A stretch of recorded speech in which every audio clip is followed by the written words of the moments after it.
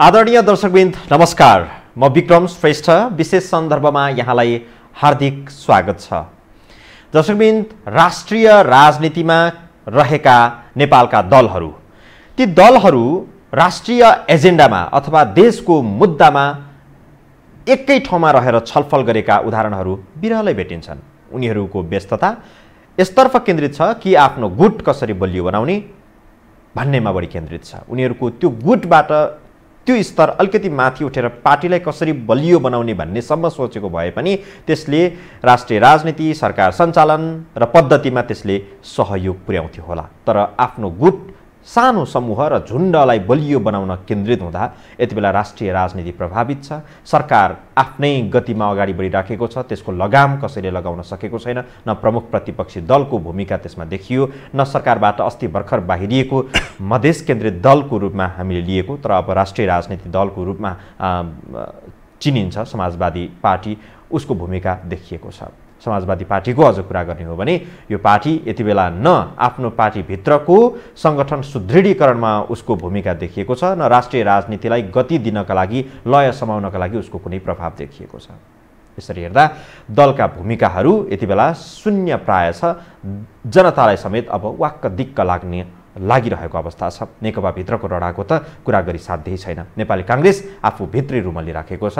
जनताको पीडा कसैले देख्ने सुन्नेवाला छैन। देखे पनि नदेखे झैँ आँखा छोपेर हिँडिरहेको देखिन्छ। यो तितो परिस्थितिका बीचमा अब राष्ट्रिय राजनीतिमा यी दलहरूले गर्नुपर्ने खास भूमिका के हुन सक्छ, यिनीहरू कहाँ अल्मलिरहेका छन् र नेपालको राष्ट्रिय राजनीतिमा विदेशी हस्तक्षेप पनि पछिल्लो समय मौलाउँदै गएको चर्चा परिचर्चाहरू पनि हुने गर्दैको छ। यी विषयमा पनि हामी कुराकानी गर्नेछौँ। आज मसँग अतिथि हुनुहुन्छ तुला नारायण शाह। उहाँ राजनैतिक विश्लेषक हुनुहुन्छ। उहाँ मधेस केन्द्रित दलहरूलाई अझ नजिकबाट चिन्नुहुन्छ, अध्ययन गर्नुहुन्छ र राष्ट्रिय राजनीतिको बारेमा पनि उहाँ ज्ञान राख्नुहुन्छ। स्वागत छ यहाँलाई। धन्यवाद। तुला नारायण शाहज्यू, मैले अघि पृष्ठभूमिमा भने राष्ट्रिय राजनीतिमा यी दलहरू कहाँनिर छन्, यिनीहरू अहिले केमा बढी व्यस्त छन्, उनीहरूको सोचाइको स्तर किन राष्ट्रिय राजनीतिमा केन्द्रित हुन सकेन? अब अहिलेको राष्ट्रिय राजनीति अथवा राजनीतिको बारेमा हामी कुरा गर्दाखेरि जुन अन्य माहौल छ देशको, यो खास गरी महामारीको बेलामा, त्यसलाई नजरअन्दाज गरेर अरू कुरा गर्न सकिन्न। अब वैश्विक रूपमा महामारीको प्रकोप छ, नेपालमा पनि त्यसबाट ठुलो प्रभाव परेको छ र मलाई के लागिरहेछ भने यो वातावरणले गर्दा पनि एकले अर्कासँग तर्सेर हिँड्नुपर्ने, बचेर हिँड्नुपर्ने, बाहिर निस्किँदाखेरि 10 पटक सोच्नुपर्ने जुन व्यक्तिमा एउटा चाहिँ सोच पलाएको छ र अवस्था पनि त्यस्तो छ। त्यसले गर्दाखेरि राष्ट्रिय राजनीति पनि प्रभावित भएको छ। अब राष्ट्रिय राजनीतिमा दलहरू 3टा छन् अहिले, नेकपा डबल, नेपाली काङ्ग्रेस र जसपा, जनता समाजवादी पार्टी। नेकपा भित्रको विवादले यस्तो एउटा रूप लियो कि त्यो न त सरकारलाई अगाडि बढ्न दिएको छ, क्रियाशील हुन दिएको छ सही रूपमा, न त सदनलाई राम्रो तरिकाले सञ्चालन गर्न नसक्ने अवस्था दिएको छ, न त यो महामारीसँग जुझ्नको लागि अथवा यसलाई चाहिँ कसरी व्यवस्थापन गर्नेसँग कसरी आफूलाई मिलाएर ताल मिलाएर जाने, न समाजलाई यसले कुनै दिशा दिन सकेको छ। त्यसैले मूल जिम्मेवारी त आजको दिनमा नेकपा पार्टीकै हो, जसले सरकारको लगभग 2/3 सरकारको नेतृत्व गरेको छ। त्यसभित्रको अन्योलता, विवाद ले गर्दाखेरि, कलहले गर्दाखेरि सबै कुरा चाहिँ मलाई लाग्छ प्रभावित भएको छ। वैश्विक महामारीको प्रभाव त छँदैछ, तर सरकार जसरी जानुपर्ने, ठुलो दलको रूपमा 2/3 बहुमतको नजिक पुगेको नेकपा जसरी नेकपा त्यहाँनिर अल्मलियो, त्यसले गति नलिँदाखेरि धेरै कुरा बिग्रेको हो। त्यसपछि नेपाली काङ्ग्रेस किन त्यसले प्रमुख प्रतिपक्षीको भूमिका निर्वाह गर्न सकेन? दुईटै कुरा छ। मैले भने नि, जुन एउटा त महामारीको बेलामा सबैसँग डर्नुपर्ने, सबैसँग डराउनु पर्ने, अर्को चाहिँ नि नेपाली काङ्ग्रेस पनि धेरै क्रियाशील, कुनै क्रिएटिभ भन्छ नि हैन, त्यस्तो पार्टीको रूपमा देखिएन। त्यसमा लिडरसिपमा पनि ठुलो समस्या छ। नयाँ लिडरसिप त्यहाँ स्थापित हुन सकेको छैन। जो नयाँ नेताहरू हुनुहुन्छ उहाँहरूको चल्दैन, जसको चल्छ उहाँमा नयाँ सोच छैन। चल्छ कसको भन्दाखेरि त्यहाँ शेरबहादुर देउवाजीको चल्छ, त्यो पुस्ताको नेताको चल्छ, अर्को खेमामा रामचन्द्र पौडेलजी हुनुहुन्छ। उहाँ दुवैजनामा नयाँ विचारको हामी यदि आशा गर्छौँ भने त्यो हाम्रो समस्या हो, उहाँहरूको समस्या होइन।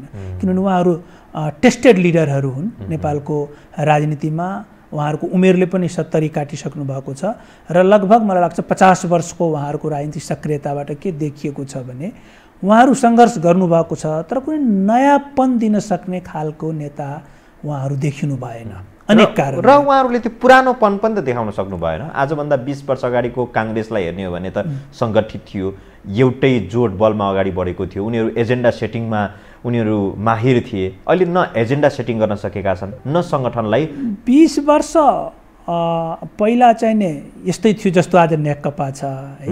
हामी यसरी चाहिँ नि विश्लेषण गर्दाखेरि अलिकति फ्याक्टलाई आजभन्दा 20 वर्ष अगाडि भनेको 2057 सालको कुरा गर्दै हुनुहुन्छ। आज 77 मा छौँ हामी। 57 मा के हुँदै थियो नेपालमा? माओवादी जनयुद्ध सुरु भएको थियो, मध्यमा पुगेको थियो,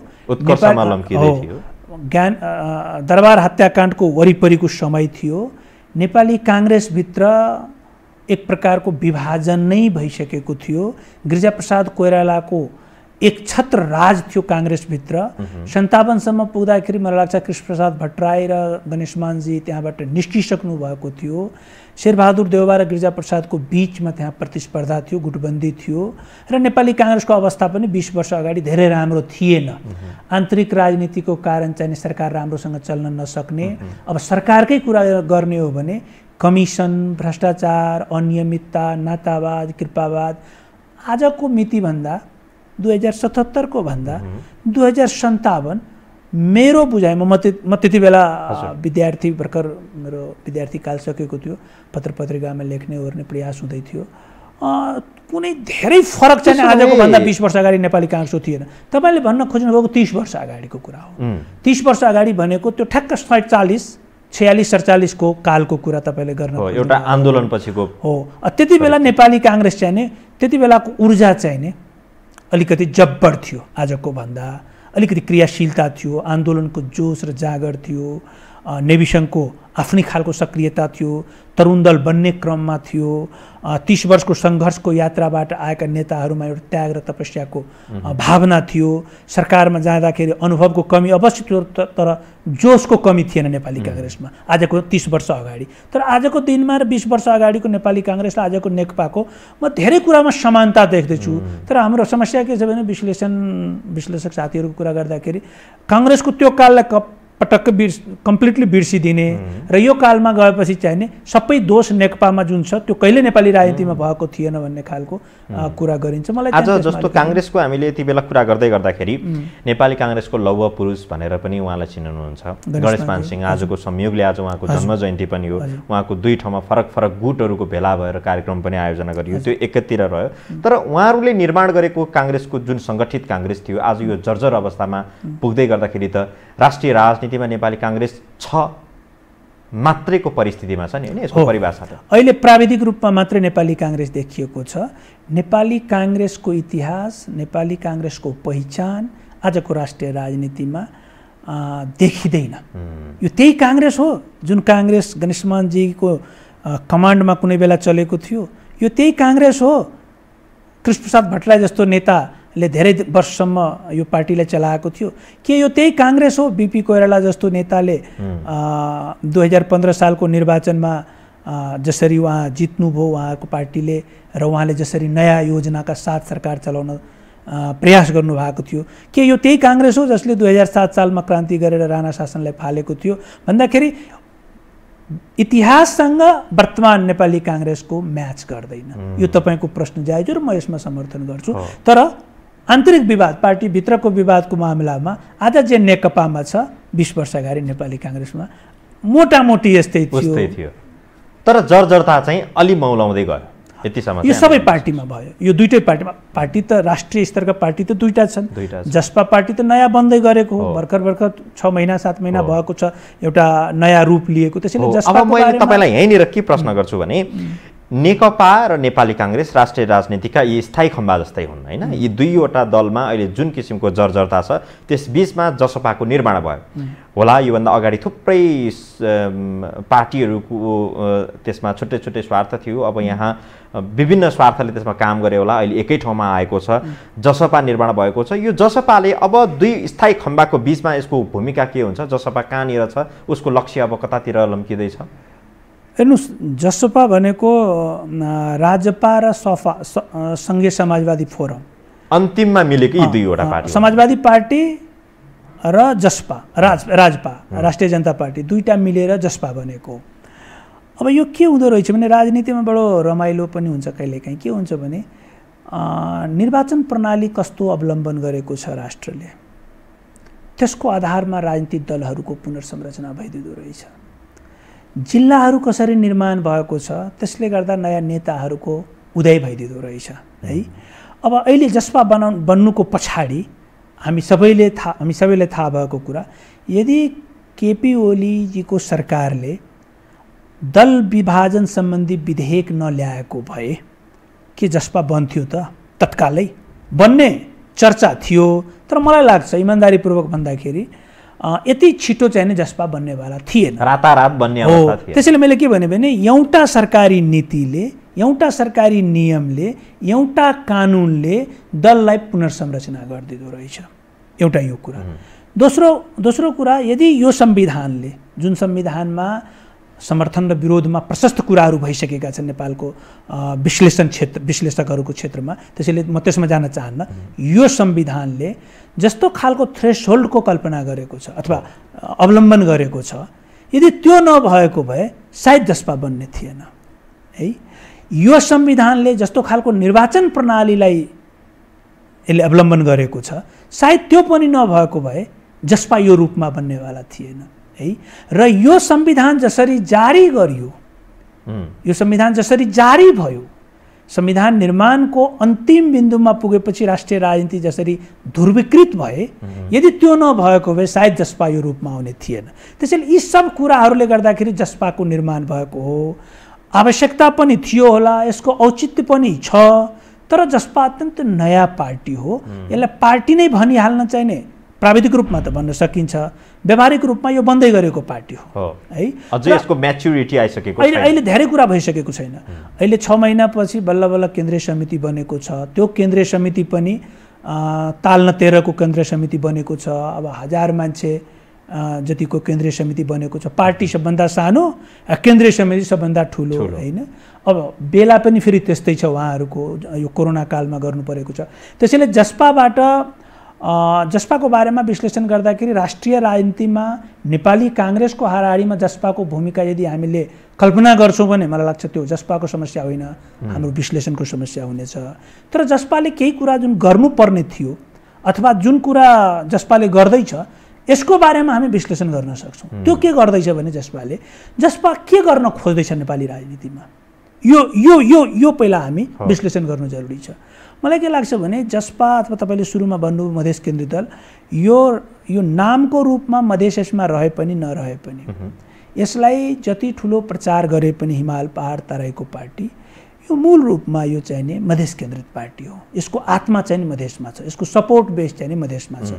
जुन हिजोको सङ्घीय समाजवादी फोरम अथवा अझ स्पष्ट भन्नु पर्यो भने उपेन्द्र यादवजीको नेतृत्वको पार्टी, महन्त ठाकुरजीको नेतृत्वको पार्टी र राजेन्द्र महतोजीको नेतृत्वको पार्टी, तीनटा मिलेपछि उहाँहरूको जुन आधार क्षेत्र छ त्यो भनेको आजको प्रदेश नम्बर 2 हो है। त्यो प्रदेश नम्बर 2 केन्द्रित यो पार्टीले किन हिमाल पहाड तराईको रट लगाउन थालेको छ, जबकि सबैलाई थाहा छ यसको सपोर्ट बेस मधेस हो, यो मधेस आन्दोलनबाट उदय भएको पार्टी हो, स्थापित भएको नेताहरूको पार्टी हो भन्दाखेरि यसले के देखाउँछ भने जसपाले नयाँ समीकरण बनाउन खोज्दैछ नेपाली राजनीतिमा। त्यो के हो भने हिजोको दिनमा फोरम, तमलोपा, सद्भावना भन्ने पार्टीले 63 यताको राजनीतिमा जुन बाटो हिँड्यो त्यो बाटो 74 मा गएर विसर्जन भयो, उहाँ टुङ्गियो र त्यो यात्रा, त्यो लडाइँमा उहाँहरू हार्नुभयो। स्पष्ट भाषामा भन्नु पर्दाखेरि 63-64 मा जुन उहाँ एजेन्डा सेट गर्नुभयो, 63 मा आन्दोलन गर्नुभयो, 64 मा आन्दोलन गर्नुभयो र 72 मा आन्दोलन गर्नुभयो। यो आन्दोलनको रापतापमा उहाँहरू 10 वर्ष चर्चाको केन्द्रमा रहनुभयो, तर 72 को आन्दोलनमा उहाँहरूले खोजे जस्तो परिणाम नपाएपछि र उहाँहरूले खोजे जस्तो राष्ट्रिय राजनीतिमा ध्रुवीकरण नभएपछि आजको बाध्यात्मक अवस्था मधेस केन्द्रित दलको आएको। त्यो के हो? म एक लाइनमा टुङ्ग्याउँदैछु, त्यो के हो? यो टुङ्ग्यो भने तपाईँलाई सजिलो हुन्छ यसभन्दा अगाडि बढ्नले हामीले। त्यो के हो भने माओवादी जनयुद्धले नेपालमा एउटा नयाँ परिवेश, एउटा नयाँ परिस्थिति निर्माण गरेको थियो। 52 सालदेखि सुरु भएको माओवादी जनयुद्ध 62 सालमा शान्ति प्रक्रियामा प्रवेश गरेपछि एक खालको नेपालमा सीमान्तकृतहरूलाई बेग्लै प्रकारले आन्दोलित गरेको थियो र नेपाली समाजमा सामाजिक सम्बन्ध, वर्गीय सम्बन्ध, जातीय सम्बन्ध र लैङ्गिक सम्बन्धमा ठुलो उथलपुथल ल्याएको थियो माओवादी जनयुद्धले। त्यसको राप र तापमा मधेसमा आन्दोलन उठेको हो। यद्यपि मधेसको समस्या धेरै ठुलो थियो, मधेसमा आन्दोलनको जग धेरै पुरानो हो, तर माओवादी जनयुद्धको राप र तापमा मधेसमा विद्रोह भएको थियो। र त्यसपछिको तपाईँ 10 वर्ष हेर्नुभयो भने राष्ट्रिय राजनीति कसरी ध्रुवीकृत थिए भने संविधान निर्माणको सवालमा मधेस केन्द्रित दल र माओवादी एक ठाउँमा, संविधान निर्माणको सवालमा नेकपा एमाले र नेपाली काङ्ग्रेस अर्को ध्रुवमा र सत्ता राजनीतिमा फेरबदल भइराख्ने। संविधान निर्माणको अन्तिम बिन्दुमा 2072 मा आएपछि पुष्पकमल दाहाल प्रचण्डजीले सर्वोदय सहमति मार्फत मधेसी दलहरूलाई साथ छोडिदियो। छोडिदिएपछि मधेसी दल एक्लैले केही गर्न सकेन र प्रचण्डजी जब साथ छोड्नुभयो मधेसी दल एक्लै पर्नुभयो, उहाँहरू एक्लै पढे र त्यसपछि उहाँहरूले जुन परिस्थितिको सामना गर्नुपर्ने थियो, पराजयको सामना, त्यो गर्नु पर्यो। त्यसैले म फेरि पनि के भन्दैछु भने राष्ट्रिय राजनीतिको ध्रुवीकरणको आधारमा मधेसले 2063 देखि 72-74 सम्म एक प्रकारको यात्रा गर्यो। के देखियो भने अधिकारको सवालमा प्रचण्डजी पनि केपी ओली र शेरबहादुर देउवा, सुशील कोइराला एकै ठाउँमा हुनुहुँदो रहेछ। त्यसैले जसपाले गर्न खोजेको के हो भने, मेरो अन्तिम हरफ, जसपाले आजको दिनमा गर्न खोजेको के हो भने नयाँ समीकरणको निर्माण गर्न खोजेको। हिजोको राजनीतिक समीकरण माओवादी र मधेसी दल एक ठाउँमा हुने समीकरण भत्कियो। अन्तिममा प्रचण्डजीले धोका दिएको हो वा साथ छोडेको हो, यो शब्दावलीमा म जान चाहन्न, तर प्रचण्डजीले साथ छोडेपछि मधेसी दलहरू कमजोर भए, संविधान निर्माणको प्रक्रियामा प्रभावशाली देखिएन, आन्दोलनको बलमा निर्वाचन त जिते 74 को। त्यसैले अब जसपाले के भन्दैछ भने हिमाल पहाड तराईको नयाँ सामाजिक समीकरण बनाउन खोज्दैछ। त्यो भनेको मधेसी, आदिवासी जनजाति र प्रगतिशील खस आर्य समुदायलाई, यो सामाजिक समूहलाई एक ठाउँमा राखेर यसलाई राजनीतिक शक्तिमा रूपान्तरण गर्ने कि भविष्यमा भन्ने यो सोशल इक्वेसनलाई पोलिटिकल इक्वेसनमा चेन्ज गर्ने प्रयास जसपाले गर्दैछ। हिजोको दिनमा के बात भने पोलिटिकल इक्वेसनले सोसाइटीमा नयाँ सोशल रिलेसन इस्टाब्लिस गरेको। अबको समीकरणको बारेमा तपाईँसँग चर्चा गरौँला। त्योभन्दा अगाडि बडो स्पष्टसँग यहाँले विश्लेषण गरिदिनु भयो। यसको निष्कर्ष यो हुनसक्छ, त्यसो भए पुष्पकमल दाहाल प्रचण्डले जसरी मधेसवादी त्यतिखेरको शक्तिसँगको साथ छोडिदिए, त्यसपछि मधेसवादी दलको जुन स्वार्थ थियो, राजनीतिक एजेन्डा थियो, त्यो दीर्घकालीन एजेन्डा त थिएन, त्यसको एउटा निश्चित समयकालीनको एजेन्डा थियो, त्यो पुरा गर्ने लक्ष्यमा उनीहरू थिए।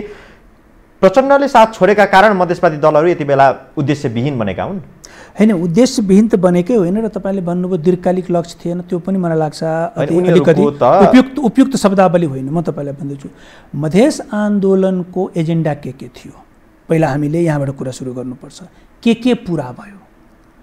74 सालको निर्वाचनसम्म आएपछि के एजेन्डा पुरा भयो र कहाँनिर मधेसी दलले के पाए र के गुमाए, यो कुराको विश्लेषण नगरेपछि त हामी त यसरी त भन्न मिलेन। उनीहरूको मूल उद्देश्य, मूल एजेन्डा के थियो भने मधेस एक प्रदेश होइन, त्यसरी भन्नु। मधेस आन्दोलनको मूल एजेन्डा के थियो भने नेपाली राज्यको जुन निर्माण भयो, यसमा जुन प्रकारको ऐन कानुन नियमहरू बनाइएको छ, त्यसले गर्दाखेरि यहाँ एक समुदाय निकै शक्तिशाली भए र मधेसी लगायतका अरू समुदायहरू सीमान्तकृत भए। त्यो भनेको के नियम कानुन ऐनले भए हो त, जसलाई पोलिटिकल साइन्सको भाषामा स्ट्रक्चरल कुराहरू भन्छन्, स्ट्रक्चरल चेन्ज अथवा स्ट्रक्चरल एडजस्टमेन्ट। त्यो भनेको के थियो भने तपाईँले फर्म्स अफ गभर्मेन्ट के छ, के अरे यो एकात्मक सेन्ट्रलाइज स्टेट थियो यो, त्यसलाई फेडरलाइज गर्नुपर्छ भनेर मधेसको एजेन्डा थियो। केन्द्रीकृतबाट विकेन्द्रीकृत, विकेन्द्रीकृत होइन, सङ्घीयकरण। विकेन्द्रीकरण भनेको डिसेन्ट्रलाइजेसन हो, जहाँनिर पार्लियामेन्ट हुन्न। फेडरलिजम भनेको उसको आफ्नै पार्लियामेन्ट हुन्छ है। So federalism was one of the key agenda of Madhesh movement. त्यो त उसले पुरा गर्यो। अब त्यसमा कस्तो खालको प्रदेश रचना गर्ने भन्ने कुरामा मधेसले भने जस्तो भएन। त्यसैले मधेसको दीर्घकालिक एजेन्डा थियो सङ्घीयता। मधेसको दीर्घकालिक एजेन्डा के थियो भने प्रोपर पोलिटिकल रिप्रेजेन्टेसन। त्यो भनेको निर्वाचन प्रणाली यस्तो अपनाइएको थियो नेपालमा जसमा मधेसी, आदिवासी, जनजाति, दलितको रिप्रेजेन्टेसन हुँदैन थियो, उचित रिप्रेजेन्टेसन अत्यन्त कम हुन्थ्यो। त्यसलाई चेन्ज गर्नमा सफल भयो। तर त्यो मधेस आन्दोलन मात्रैले भएन, त्यो माओवादी आन्दोलनले पनि भएको है। नागरिकतामा एकदम ठुलो समस्या थियो, एक हदसम्म समाधान भएको थियो हैन। त्यसपछि नेपालको राज्यमा जुन कर्मचारी भर्नाको प्रक्रिया छ त्यसमा आरक्षणको व्यवस्था हुनुपर्छ, अनि मात्रै मधेस, आदिवासी, जनजाति, दलितहरूको त्यहाँ समावेशी हुन्छ भन्ने मधेस आन्दोलनको एजेन्डा थियो, माओवादी आन्दोलनको पनि एजेन्डा थियो। तर यो मधेस आन्दोलनले यसलाई जोडतोडका साथ यसलाई पुरा गर्यो। त्यसैले उसको दीर्घकालिक एजेन्डाहरू एक तहसम्म पुरा भयो।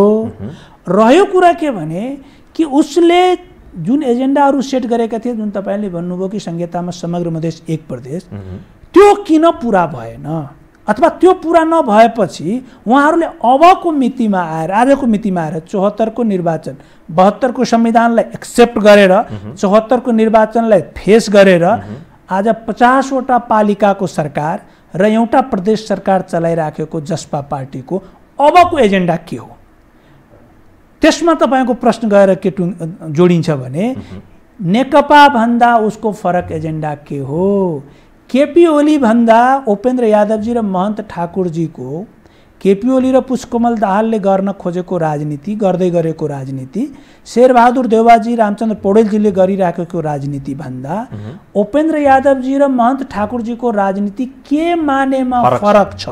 यो प्रश्न आजको मूल प्रश्न हो। यदि फरक छैन भने भोलि तपाईलाई मधेसीले, आदिवासी, जनजातिले किन भोट दिने, किन पत्याउने हैन? यो हो नि त प्रश्न त। त्यसमा चाहिँ नि दुर्भाग्यपूर्ण तरिकाले बडो दुःखका साथ भन्नुपर्छ कि उहाँहरूको काम गर्ने शैली, उहाँहरूको सरकारले सञ्चालन गरेको कार्यहरू, उहाँहरूको राजनीति गर्ने तौर तरिका, नेताहरूको व्यक्तिगत स्वभाव कुनै मानेमा आजको केपी ओली, पुष्पकमल दाहाल, हिजोको शेरबहादुर देउवा, सरकारको कुरा गर्दैछु, र रामचन्द्र पौडेल भन्दा आजको महन्त ठाकुरजी र उपेन्द्र यादवजीको राजनीतिकको स्वभाव, नेचर अफ पोलिटिक्समा भन्दैछु, फरक छैन। सिट सङ्ख्या तलमाथि छ तीनटा पार्टीको, तर गर्न खोजेको राजनीति उस्तै हो। त्यो भनेको के हो भने सामन्तवादबाट माथि उठ्न नसकेको, राज्यमा पुग्न खोज्ने, चुनाव जित्न खोज्ने, सबै ध्यान चुनावमा जाने, चुनाव जितेर राज्यको साधन स्रोतमा पकड जमाउने र त्यसपछि आफ्नो अनुकूल त्यसलाई दोहन गर्ने अथवा उपयोग गर्ने, दुरुपयोग गर्ने। त्योभन्दा फरक चाहिने जसपाको राजनीति कमसेकम सरकार सञ्चालन गरेको प्रदेशमा र स्थानीय पालिकामा 3 वर्ष, 2.5 वर्ष, 3 वर्षपछि देखिएको छैन। यो चाहिने वैकल्पिक राजनीतिको सही बाटो होइन भन्ने मलाई लाग्छ। ठिक छ। अनि यहाँले अघिदेखि नाम लिनुभयो महन्त ठाकुर, उपेन्द्र यादव, राजेन्द्र महतोहरू, जसरी उहाँहरूले मधेसको प्रतिनिधित्व गरेर आइरहनु भएको छ। अब उहाँहरूको मिसाई अथवा उहाँहरूको समीकरण, अघि यहाँले भन्नुभयो जनजाति, त्यहाँ अशोक राई हुनुहुन्छ, खस आर्य डाक्टर बाबुराम भट्टराई, जो नयाँ शक्ति पार्टी भनेर उहाँले सुरु गर्नुभयो, अहिले आएर यो पार्टीको अहिले माथिल्लो तहमा अथवा नम्बर 1 नेताको रूपमा उहाँलाई लिइयो भन्ने आएको छ। अब यसको सबै कुराहरू त अझै हुन बाँकी छ। अब यो भइसकेपछि डाक्टर बाबुराम भट्टराईले जसपाको नेतृत्व गर्नुहुन्छ कि उहाँ एउटा देखाउने दाँत मात्रै हुनुहुन्छ, अथवा उहाँ एउटा चाहिँ सेरिमोनियलको रूपमा रहिरहनुहुन्छ? जसपालाई यसले के अर्थ राख्छ? हेर्नुहोस्, यो अर्गनाइजेसन, लिडरसिप र एजेन्डा तीनटा कुरा महत्त्वपूर्ण हुन्छ पोलिटिकल पार्टीको लागि, पोलिटिकल मुभमेन्टको लागि। हामी आज जुन कुरा गर्दैछौँ, जनता समाजवादी पार्टीको नेतृत्वमा एक रोल नम्बर डाक्टर बाबुराम भट्टराईको भयो र तपाईँको बोलीमा त्यो भाव त देखिन्न, तर त्यसभित्र लुकेको भाव के छ भने यो मधेस केन्द्रित पार्टी, यो एउटा पहाडिया खसारेलाई कसरी नेता मान्यो भन्ने तपाईँको प्रश्नभित्र लुकेको चाहिँ मैले भाव त्यो पाएको छु के बडा संशयपूर्वक तपाईँ यो कुरा त्यति प्राकृतिक जस्तो देखिँदैन किनभने एकाएक उहाँलाई 5 नम्बरबाट एकैचोटि 1 नम्बरमा लहर राखिएको छ। यो स्वविवेकले त्यहाँको नेताहरूले त्यसरी उहाँलाई नेता लहर मानियो कि यो कहीँबाट परिचालित छ कि मैले परिचालित भन्दाखेरि यहाँले बुझ्नुभयो हैन? विश्लेषक केही कुरा बुझ्छु, केही कुरा तपाईँ बुझाइदिनुहुन्छ हैन? केही कुरा हामी एकअर्काको अनुहारबाट पनि बुझ्न सक्छौँ। हामी अब विश्लेषण गर्ने साथीभाइहरूको बिचमा षड्यन्त्रको सिद्धान्त धेरै प्रचलित सिद्धान्त हो। त्यसैले तपाईँ षड्यन्त्रको सिद्धान्तबाट हामी यो कुराकानी गऱ्यौँ भने षड्यन्त्र देख्छौँ। त्यो भनेको तपाईँले इङ्गित गर्न खोजेको कुरा पनि सही हुनसक्छ होइन। तर मलाई चाहिँ के लाग्छ भने टु बी भेरी अनेस्ट कि बाबुराम भट्टराईजीलाई पनि यो कुरा थाहा छ कि यो पार्टी पहाड केन्द्रित पार्टी होइन, यसको सपोर्ट बेस पहाड होइन, यो मधेस केन्द्रित नै पार्टी हो। यो बाबुराम भट्टराईजीलाई पनि राम्रोसँग थाहा छ। त्यसैले बाबुराम भट्टराईजीले पनि यो पार्टीको असली नेता अथवा पुरै नयाँ शक्तिमा जसरी मेरो कमान्डमा थियो, जसरी मैले त्यो पार्टी फर्म गरेको थिएँ, त्यस्तै गरी म जसपाको कमान्डर होइन भन्ने डाक्टर बाबुराम भट्टराईले पनि थाहा छ। उहाँ यो कुरा स्वीकार पनि गर्नुहुन्छ होला जस्तो मलाई लाग्छ र त्यो उहाँको सादगी हो, त्यो उहाँको ज्ञानको उपज हो। र उपेन्द्र यादवजी र महन्त ठाकुरजीलाई पनि के थाहा छ भने कि यो पार्टी चाहिने पहाडमा उक्लिन कम्तीमा पनि 2 इलेक्सन त परीक्षा नै हुने हो यो पार्टीको है।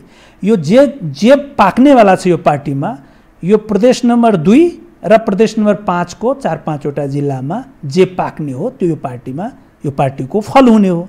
र त्यो भनेको फेरि हाम्रै बलबुतामा पाक्ने हो, किनभने उहाँहरू 10-12 वर्षदेखि त्यहाँ सङ्गठन गर्नुभएको छ। त्यसैले यो बाबुराम भट्टराईजीको रोल नम्बरलाई धेरै ठुलो विवादको विषय मलाई लाग्छ बनाउनु हुँदैन।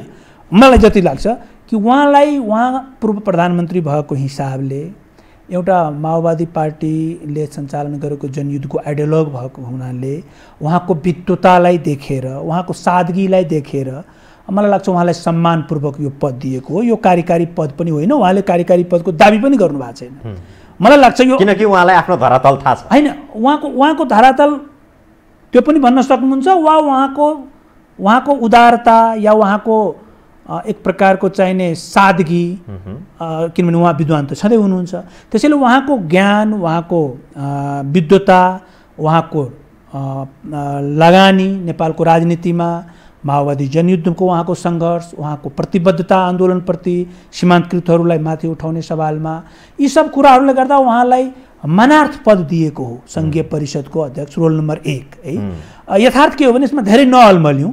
यथार्थ के हो भने यसको कार्यकारी अध्यक्ष चाहिने महन्तजी र उपेन्द्रजी नै हुनुहुन्छ र यो पार्टीको आधार क्षेत्र चाहिने मधेस नै हो।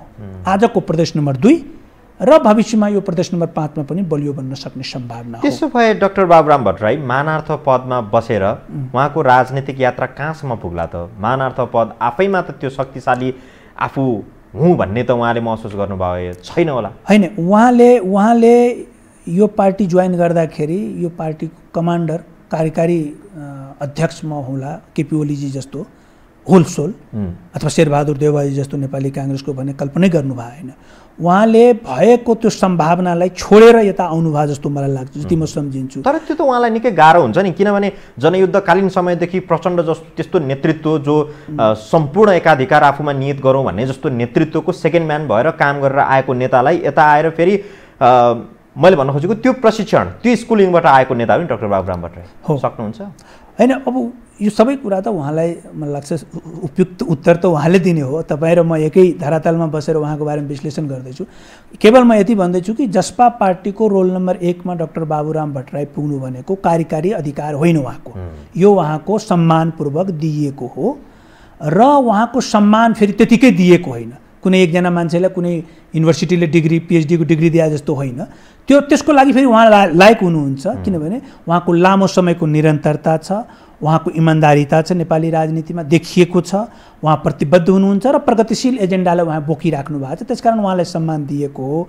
यो जसपा पार्टी चाहिने महन्त ठाकुरजी र उपेन्द्र यादवजीकै कमान्डमा रहेको पार्टी हो र यो मधेस केन्द्रित पार्टी नै हो। त्यसैले हामीले बाबुरामजीको प्रोटोकलको बारेमा, बाबुरामजीको रोल नम्बरको बारेमा विश्लेषण गर्नुभन्दा पनि मलाई लाग्छ आजको यो लोकप्रिय टेलिभिजन मार्फत जो दर्शकहरू हेर्दै हुनुहुन्छ, यो कुन मानेमा जसपा पार्टीको नेपालमा सान्दर्भिकता छ, यसले के चाहिँ गर्न सक्छ, मधेसमा किन नयाँ पार्टी चाहिएको हो, किन मधेसका युवाहरूले अथवा आम मधेसीले यो दुईटा पार्टीको नेता अथवा यो दुईटा पार्टीलाई मन पराएको छ हैन। आजको दिनमा त हामी के देख्दैछौँ भने कि प्रदेश नम्बर 2 मै नेकपा पार्टी सबैभन्दा बढी मत पाएको बलियो पार्टी त होला, तर देखिन्छ के भने कि जुन उभार छ, जुन लगाव छ, जुन आकर्षण छ आजको दिनमा मधेसमा, त्यो भनेको उपेन्द्रजी र महन्तजी राजेन्द्रजीको पार्टीमा छ हैन। त यो किन भयो, यसले के गर्नुपर्छ र कहाँ चुकिरहेको छ, यो विषयमा मलाई लाग्छ कुरा गर्दाखेरि राम्रो होला हो। र अब 2064 तिरको जुन खालको आकर्षण थियो, उभार थियो, त्यो उभार त अहिले देखिन्न नि, छ कि अझै छ र छैन? कहाँनिर चुक्यो?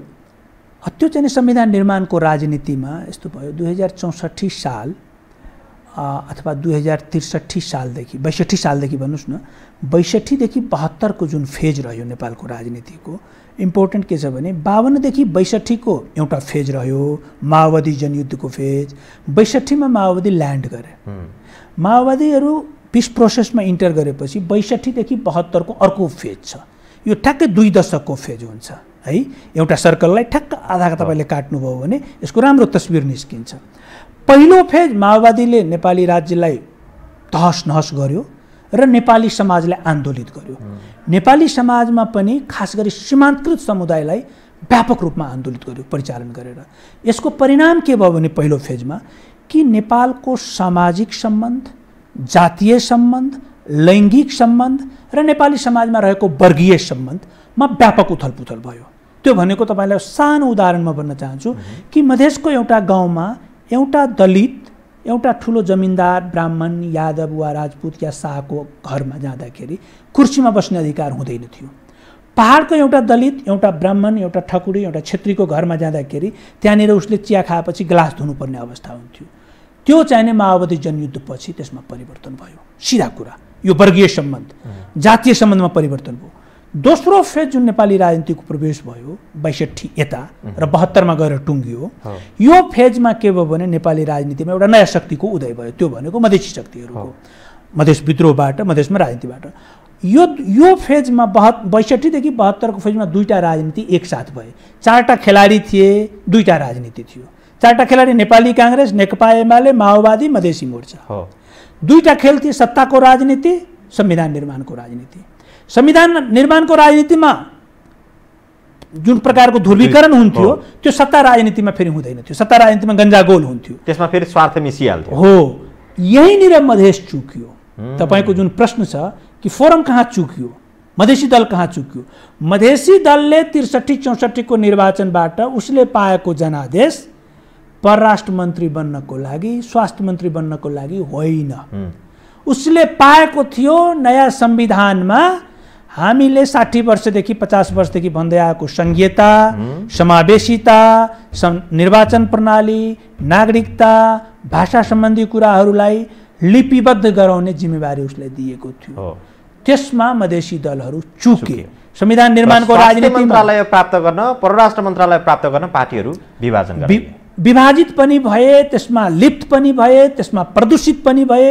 यो सत्ताको राजनीतिले आन्दोलनको व्याकरणलाई बेकार बनाइदिँदो रहेछ। हेर्नुहोस् है, सत्ताको राजनीतिले सामाजिक सम्बन्धलाई प्रदूषित गरिदिँदो रहेछ। यो पाठ सिके अहिले यी नेताहरूले? मलाई लाग्दैन त्यो कुरा, मलाई लाग्दैन त्यो कुरा। त्यो नेपाली काङ्ग्रेसले त सिकिरहेको छैन। नेकपा पार्टीले, नेकपा माओवादीले यत्रो लामो जनयुद्ध हाँकेको पार्टीले यो पाठ त सिक्न खोजिरहेको छैन भने यी सबै पार्टीका फलोअरहरू हो नि त। मधेसमा जुन आन्दोलन, अब तपाईँसँग अर्को अलिकति यहीसँग सम्बन्धित रहेर कुरा गरौँ। भारतको बिहारमा अहिले त्यहाँ निर्वाचन चलिरहेछ, त्यसको मत परिणाम आउँदैछ, त्यसले एउटा नयाँ सन्देश पनि देला। त्यसलाई र हाम्रो मधेस केन्द्रित दल, अब जसपा निर्माण भएको छ त्यहाँभित्रको अन्तर्राजनीति, यो दुईवटा कुरा र हाम्रो मधेसको हक अधिकारका राजनीतिक एजेन्डाका विषयहरू छ। यसलाई तपाईँ कसरी यसको एउटै तुलोमा राखेर तपाईँले हेर्नुभयो भने यसभित्र के हामी भेट्छौँ? यो मधेससँग मात्रै सम्बन्धित छैन। यद्यपि हाम्रो यहाँ काठमाडौँको चर्चा विश्लेषणमा हामी दिल्लीले मात्रै हेर्छौँ, त्यसैले मोदी सरकारको बारेमा धेरै चर्चा हुन्छ। तर हाम्रो सीमासँग जोडिएको दुईटा प्रान्त, तीनटा प्रान्त, पश्चिम बङ्गाल, बिहार र युपी र उतापट्टि अलिकति उत्तराखण्ड, यो चारवटा प्रान्तले हाम्रो समाजलाई कसरी प्रभावित गर्दैछ, हाम्रो समाजलाई प्रभावित गर्छ भने हाम्रो राजनीति कसरी प्रभावित हुँदैछ अथवा हामी यसबाट के पाठ सिक्ने भन्ने विषयमा अलिक कम बहस हुन्छ काठमाडौँमा है। अब म चाहिँ नि बढी मधेस केन्द्रित कुराहरूमा बढी फोकस भएको हुनाले मेरो लागि चाहिँ नि म के देख्दैछु भने प्रदेश नम्बर 2 र बिहारको राजनीति, बिहारको समाज र बिहारमा बदलिँदै गरेको तस्बिर मधेसको लागि अत्यन्त सान्दर्भिक छ। कसरी के हुँदैछ त्यहाँ? हो, अब के भइरहेछ त बिहारमा? पहिलो कुरा के विचार गर्नु भने आज जुन कुरा मधेसमा हुँदैछ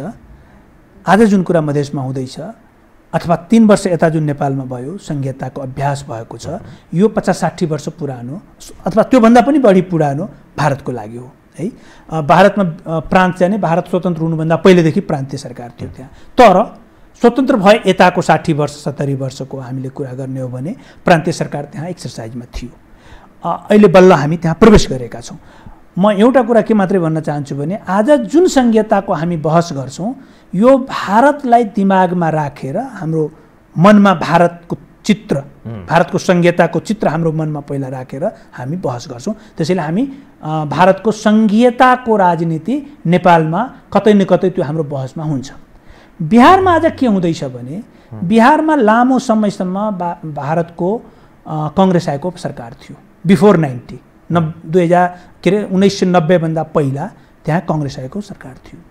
कांग्रेस आएको सरकार हुनुको पछाडि त्यसले के गर्थ्यो भने त्यहाँको समाजमा अल्पसंख्यक समुदाय जो थियो, जसको जनसङ्ख्या थोरै थियो तर टाठाबाठा थिए, जान्ने सुन्ने थिए, त्यो भनेको जातीय रूपमा ब्राह्मण र कायस्थ र राजपूत, फरवर्ड कास्ट भन्छ हैन, त्यसको जनसङ्ख्या थोरै हुने तर त्यसले चाहिने राजनीतिलाई गभर्न गरेको थियो। जस्तो आज नेपालमा पनि 30-32% जनसङ्ख्या भएको खस आर्य समुदायले नेपालको ब्युरोक्रेसी, नेपालको जुडिसियरी, नेपालको सेक्युरिटी सेक्टर, नेपालको पोलिटिक्स, नेपालको 6वटा प्रदेशको प्रदेश सरकार, नेपालको करिब 500वटा चाहिने 400वटा 500वटा चाहिने स्थानीय सरकार पालिकाको गभर्न गरेको छ नि त हैन। यो त एकदम पावरफुल कम्युनिटी हो नि त, कम्युनिटी वाइज कास्ट वाइज कुरा गर्दाखेरि। बिहारमा 90 भन्दा पहिला त्यही अवस्था थियो। त्यहाँको सीमित अल्पसंख्यकहरूले त्यहाँ राज गर्थे। 90 मा गएर त्यो परिवर्तन भयो। 90 यता के भयो भने सोशल जस्टिसको मुद्दा हाबी भयो र जसको जनसङ्ख्या उसको नेतृत्व भनेर लालु यादवको उदय भयो। ठ्याक्कै त्यही नै बेला मुलायम सिंहको उदय भयो उत्तर प्रदेशमा। र तपाईँ के छ भने बिहारको जनसङ्ख्या नेपालको जनसङ्ख्याभन्दा कम्तीमा 4 गुणा बढी छ। पुरै नेपालको जनसङ्ख्या भन्दा बिहारको जनसङ्ख्या कम्तीमा 4 गुणा बढी छ। युपीको त त्योभन्दा पनि बढी छ, धेरै बढी है, 80वटा पार्लियामेन्ट्री सिट छ। त्यसैले अब यो कुरा बहसमा आउनु पर्थ्यो। बिहारमा के भयो भने 90 देखि 2005 सम्म लालु यादव र उसको परिवारको राज चल्यो। त्यति बेलाको पोलिटिक्समा के भयो भने वैकल्पिक राजनीतिको नाममा लालु यादवको उदय भयो, सोशल जस्टिसको मुभमेन्टको नाममा लालु यादवको उदय भयो बिहारमा। तर उहाँको 15 वर्षको कार्यकालमा कास्ट क्राइम र करप्सनको झाङ्गियो, भ्रष्टाचार भयो, अपराध भयो र जातीय राजनीति मात्रै भयो, जातको नाममा मात्रै राजनीति भयो। 2005 मा त्यसपछि नीतिश कुमारको उदय हुन्छ र नीतिश कुमारको उदय के भएर हुन्छ भने कि जसको जनसङ्ख्या नेतृत्व त्यसैले गर्ने, तर रिप्रेजेन्टेसन मात्रै कुरा होइन, गुड गभर्नेन्स, सर्भिस डेलिभरी, लो क्राइम रेट हैन, शान्ति सुरक्षा हुनु पर्यो, सुशासन हुनु पर्यो भन्ने पनि एजेन्डा त्यहाँ स्थापित भयो र 15 वर्ष नीतिश कुमार एकछत्र रूपमा राज गरे। अहिलेको निर्वाचनमा के हुँदैछ भने नीतिश कुमारको विकल्पमा नीतिश कुमार र नरेन्द्र मोदीजीको पार्टी एक ठाउँमा गठबन्धन गरेका छन्, यता कांग्रेस आएर लालु यादवजीको पार्टी अर्कोतिर गठबन्धन गरेको छ, अरू साना साना पार्टीहरू छन्। अब अहिलेको चुनावमा के देखिँदैछ भने नीतिश कुमारजीलाई गाह्रो भएको छ, चौथो पटक मुख्यमन्त्री बन्न उहाँ सक्नुहुन्न कि भन्ने आकलन छ। भोलि त्यसको परिणाम आउँछ। मुख्यमन्त्री को हुने त भन्दाखेरि सायद तेजस्वी यादव, लालु यादवको छोरा भइदिने हो कि भन्ने कुरा आउँदैछ। भनेपछि यसले किन हुँदैछ, यसले के परिणाम ल्याउँछ त भन्दाखेरि सोशल जस्टिसको कुरा ठिक, बहुसङ्ख्यकको प्रतिनिधित्व सहितको सत्ताको राजनीति पनि ठिक, सुशासनको कुरा पनि ठिक, शान्ति सुरक्षाको कुरा पनि ठिक, तर रोजगार खोइ, शिक्षा खोइ भन्ने प्रश्न बिहारमा जब्बर रूपमा आयो। र अहिलेको लालु यादवजीको छोरा तेजस्वी यादवले रोजगारको एजेन्डामा चुनाव जित्दैछ, यदि उहाँ जित्ने हो भने है। यसले मधेसलाई कसरी आकर्षित गर्छ? यसको निष्कर्ष यो हो कि हरेक समय कालखण्डको राजनीतिक एजेन्डाहरू फरक फरक हुन्छन्, परिष्कृत हुँदै जान्छ। एकदम। राजनीतिक दल के हो? समाज थियो, समाजलाई राम्रो गर्नको लागि, सेवा सुविधा दिनको लागि राज्यको कल्पना गरियो। समाज र राज्यको बीचको पुल हो राजनीतिक दल। समाजमा भोट हुन्छ, राज्यले भोट गर्छ, समाजको भोट लिएर पुल मार्फत ऊ राज्यमा पुग्ने हो है, र राज्यमा पुगेर समाजलाई सेवा गर्ने हो। त्यसैले समाजको एजेन्डा त एउटै रहँदैन सधैँभरि, फरक फरक हुन्छ। ऊ त हरेक समयमा फरक हुन्छ। 10 वर्ष एउटा एजेन्डा रहन सक्छ, 5 वर्ष एउटा एजेन्डा रहन सक्छ। नेपालमै हामी हेरौँ, 2007 सालमा राणा शासन फाल्नुपर्ने एजेन्डा थियो हैन, 47 मा आएर पञ्चायत फाल्नुपर्ने एजेन्डा बन्यो, 65-63 मा आएर राजा नै फाल्ने एजेन्डा बन्यो हैन। अब अहिले ओलीजीले पानी जहाजको कुरा गर्दै हुनुहुन्छ, अथवा ठुलो ठुलो जलविद्युतको कुरा गर्दै हुनुहुन्छ, मोदीजीले पनि त्यही कुरा गर्दै हुनुहुन्छ। ओलीजीले पहाडी राष्ट्रवादको कुरा गर्दै हुनुहुन्छ, मोदीजीले हिन्दू राष्ट्रवादको कुरा गर्दै हुनुहुन्छ, ट्रम्पले व्हाइट सुपरमेसीको कुरा गर्दै थियो हैन। त्यसैले यो एउटा देशमा होइन, हरेक समाजमा समयअनुसार एजेन्डाहरू बदलिन्छ। त्यो एजेन्डालाई क्याच गर्न सक्ने पार्टी बलियो भएर आउँछ। तेजस्वीले बिहारमा बेरोजगारीको एजेन्डालाई नरेन्द्र मोदी र नीतीश कुमार दुवैजना सत्तामा हुँदाहुँदै, बिहार र दिल्लीको सत्तामा, पटना र दिल्लीको सरकार प्रमुख हुँदाहुँदै दुवैलाई मात दिएर 31 वर्षको ठिटो रोजगारीको एजेन्डालाई मूल एजेन्डा बनाएर आज बिहारमा नयाँ एजेन्डाको सेटिङ गर्यो, एजेन्डा सेटिङ गर्यो, र उसले एक्लैले, उसको बुवा जेलमा हुँदाहुँदै ऊ एक्लैले नेतृत्व गरेर आज दुईटा, एकजना मुख्यमन्त्री र एकजना प्रधानमन्त्री, लगभग 70 को हाराहारीको दुईटा बुढो नेताहरूलाई मात दिएको छ। यो भनेको एजेन्डाको एजेन्डा नेपालमा अन्तिम परिणाम आउन बाँकी छ हैन, आज भोलिसम्ममा यसको परिणाम आउँछ। अब यो परिणाम कतातिर ढल्केला, त्यसपछि फेरि अर्को एउटा विश्लेषणको पक्ष रहला। अब तपाईले बिहारको त्यो उदाहरण दिँदै गर्दाखेरि नेपालमा अझ मधेसमा पनि जसपाका नेताहरू नीतीश कुमारहरू हुनबाट कसरी जोगिने? नीतीश कुमार हुन त राम्रै कुरा हो। हेर्नुस्, नीतीश कुमार 3 चोटि भइसकेपछि उसको एजेन्डाको हिसाबमा उसको अब एजेन्डा समयकाल तपाईको प्रश्न एकदम सही हो, आशय तपाईको सही हो, शब्द चयनमा अलिकति मतलब तलमाथि भयो। तपाईले भन्न खोज्नु भएको के भने तेजस्वीले आजको जुन बिहारको राजनीति गर्न खोजेको छ, त्यो राजनीति नेपालमा वा प्रदेश नम्बर 2 मा कसले गर्ने भन्न खोज्नु भएको हो। मलाई के लाग्छ भने आजको मधेसको राजनीति, खास गरी प्रदेश नम्बर 2 को राजनीति अर्ली 90 मा लालु प्रसाद यादवले गरेको राजनीतिको अवस्थामा छ, धेरै पछाडि छ। आजभन्दा 20 वर्ष पहिला जुन बिहारमा राजनीति भएको थियो, आज मधेसमा त्यो राजनीति हुन खोज्दैछ। त्यो भनेको प्रतिनिधित्वको नाममा जातलाई प्राथमिकता दिने, चुनाव जितेर सत्तामा पुग्ने, सत्तामा पुगेपछि सत्ताको रिसोर्सलाई इन्जोय गर्ने है। ठ्याक्कै त्यही रणनीति चाहिँ काठमाडौँको राजनीतिमा रहिआएको छ, जुन कुरा जनकपुरले कपी गर्न खोज्दैछ। कुनै नयाँपन दिएको छैन। पञ्चायतले नयाँपन नदिएपछि त्यसको विकल्प खोज्यो, काङ्ग्रेसले नयाँपन नदिएपछि 2 तिहाईको सरकार दिएको नेकपालाई है, अथवा एउटा फरक परिस्थिति थियो, त्यतातिर नजाउँ। तर आजको दिनमा तपाईँले जुन सुरुमा जुन प्रश्न गर्नुभयो, 20 वर्ष 25 वर्ष पहिला गिरिजाप्रसाद कोइरालाको शासनकालभन्दा आजको केपी ओलीको शासनकालमा तात्विक भिन्नता म देख्दिनँ। विश्लेषकहरूको बीचमा ध्रुवीकरण आफ्नो प्रकारले होला, तर म त्यो शासनकालको पनि साक्षी छु। त्यति बेला लेख्ने प्रयास गर्दै थिएँ, त्यति बेला टेलिभिजनहरूमा हामीले ठाउँ पाउँदैन थियौँ। आज उमेरले गर्दा, अलिकति अनुभवले गर्दा, अलिकति अध्ययनले गर्दा हाम्रो लेख छापिन्छ, हामी अलिकति परिष्कृत भएका होला हैन। तर नेपाली काङ्ग्रेसको 48, 51 र 51-55 को कार्यकालभन्दा केपी ओलीको आजको कार्यकालमा जसले यसलाई सबैभन्दा खतम भन्छन्, मलाई लाग्छ उहाँले त्यो कुरा बिर्सिराख्नु भएको छ, अथवा जसले यसलाई सबैभन्दा उत्कृष्ट भन्दैछन्, कि त उहाँले पनि गिरिजाप्रसाद कोइरालाको कार्यकाललाई उत्कृष्ट भन्नु पर्यो। त्यसैले नेपालको, समग्र नेपालको राजनीति जसरी पनि चुनाव जित्ने र चुनाव जितेर सत्ताको उपयोगको नाममा दुरुपयोग गर्ने र आफ्नो गुटलाई, आफ्नो परिवारलाई प्रशय दिने र दलालहरूबाट आफूलाई अलग राख्न नसक्ने नेपाली राज्य संरचना, राज्य सञ्चालनमा बजार र राज्यको बिचको सम्बन्धमा एउटा जुन दूरी हुनुपर्ने हो त्यो दूरीलाई कायम राख्न नसक्ने जुन नेपालको पुरानो रोग हो त्यसबाट काठमाडौँ त विमुख छैन भने जनकपुर के विमुख होला। साझु अब म कार्यक्रमको अन्तिमतिर पनि आउन लागेँ, यसकारण मैले आज नेकपाको भित्रको प्रसङ्ग मैले कार्यक्रममा छुटाएँ भने यहाँको महत्त्वपूर्ण त्यो विश्लेषणबाट हामी वञ्चित हुन्छौँ कि नेकपाभित्र अहिले जे खालको देखिएको छ यसमा धेरै व्याख्या विश्लेषण गर्न आवश्यक छैन, जगजाहेर छ। नेकपा फुट्यो भन्ने परिस्थिति विश्लेषणको एउटा महत्त्वपूर्ण विषय बनेको छ। नेकपा आजको दिनमा सत्ताको बागडोर सम्हाल्दै गर्दाखेरि अब यसको भविष्य के देख्नुहुन्छ तपाईँले? यो पार्टी अब कस्तो अवस्थामा रहला? फुट्यो भनेको कुरा यसको प्रमाणित होला कि यो एउटा देखाउने विषय मात्रै बन्ला? होइन, एउटा कुरा त के भने आज जुन नेकपाको विवाद छ यो एक दिनमा आएको विवाद होइन।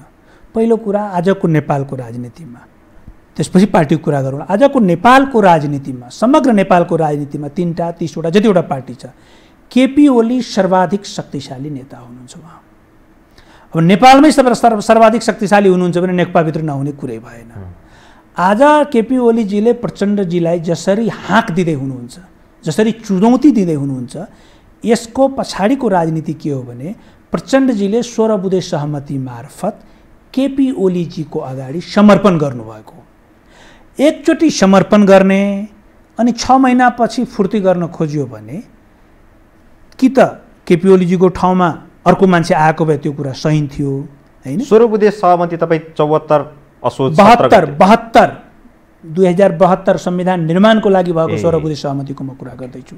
किनभने त्यो त्यति बेलाको नेपालको ध्रुवीकरण त के थियो भने प्रचण्डजी र मधेसी मोर्चा एकातिर, नेपाली काङ्ग्रेस र नेकपा एमाले अर्कोतिर। चुनाव भइसकेको थियो 70 को, सुशील कोइराला प्रधानमन्त्री हुनुहुन्थ्यो र नेकपा एमाले त्यसको समर्थनमा, वामदेव गौतमजी मलाई लाग्छ गृहमन्त्री हुनुहुन्थ्यो हैन। त्यो सरकारले प्रचण्डजीलाई घेराबन्दी गरेपछि प्रचण्डजीले आन्दोलन छोडेर 16 बुँदे सहमतिमा गएको हैन। त्यसैले 16 बुँदे सहमतिमा जे तामझामका साथ, जे भाव र भङ्गिमाका साथ प्रचण्डजीले केपी ओलीजीसँग सहमति गर्नुभएको छ त्यो ओलीजी कमसेकम बिर्सिनु भएको छैन। प्रचण्डजीले बिर्सिन खोज्दै हुनुहुन्छ।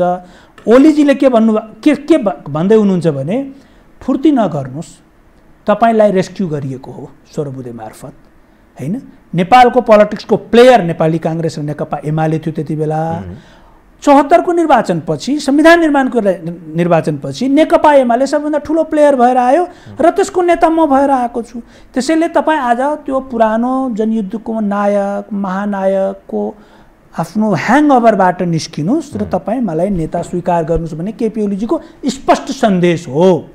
अब बल प्रचण्डजीको कोर्टमा छ। प्रचण्डजी त्यहाँ बस्न चाहनु भएको छ भने बस्नुभयो हुन्छ, निस्किन चाहनु भएको छ भने निस्किनु भयो हुन्छ। ओलीजी सबै द्वार खुला गर्नु भएको छ र ओलीजीमा यो कन्फिडेन्ट म देखिरहेको छु कि उहाँ गए पनि केही फरक पर्दैन हैन। अब यो परिवेशमा नेकपाको विवादलाई यसरी यो ब्याकग्राउन्डमा यदि नेकपाको विवाद हामी हेर्ने हो भने यो फुटेपछि फुटेको विश्लेषण गरौँला नि त। अहिलेको ओलीजी किन यसरी हाँक दिँदै हुनुहुन्छ, किन यति बलियो रूपमा गर्जिँदै हुनुहुन्छ भन्दाखेरि उहाँले प्रचण्डजीलाई भन्दै हुनुहुन्छ मैले तपाईँको रेस्क्यु गरेको हो, हामीले तपाईँलाई रेस्क्यु गरेको हो, यो कुरा तपाईँ नबिर्सिनुहोस् है प्लिज हैन।